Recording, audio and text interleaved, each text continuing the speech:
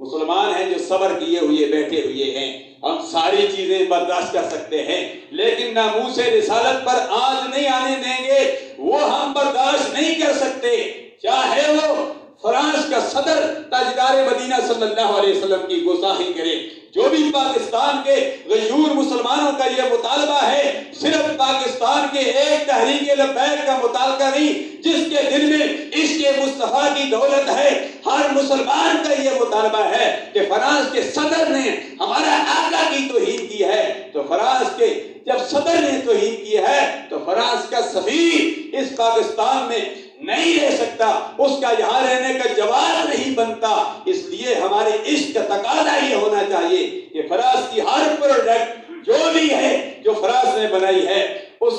سے اجتناب کیا جائے، اس کو استعمال نہ کیا جائے، پاکستانی پروڈکٹ اس کا استعمال کرے جو پاکستان نے بنائی ہے۔ گزشتہ دنوں میں ایک موٹر سائیکل کا افتتاح، کہتے ہیں یہ پیٹرول مہنگا ہو گیا، ڈیزل بھی پیٹرول بھی مہنگا ہو گیا، یہ پیٹرول ڈیزل کے بغیر چلے گا۔ میں نے کہا پانی سے چلے گا نہیں، یہ پانی بھی نہیں ڈالنا پڑے گا، یہ بیٹری پر چلے گا۔ میں نے وہاں ایک افتتاح کیا تو اس موقع پر اٹک میری آ گیا، پاکستان سے بنے ہیں، لاہور سے بنے ہیں،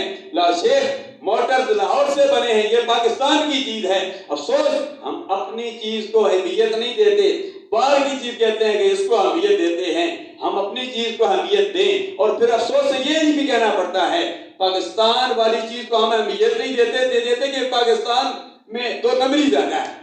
2 نمبری زیادہ ہے، دودھ میں پانی ملا دیتے ہیں۔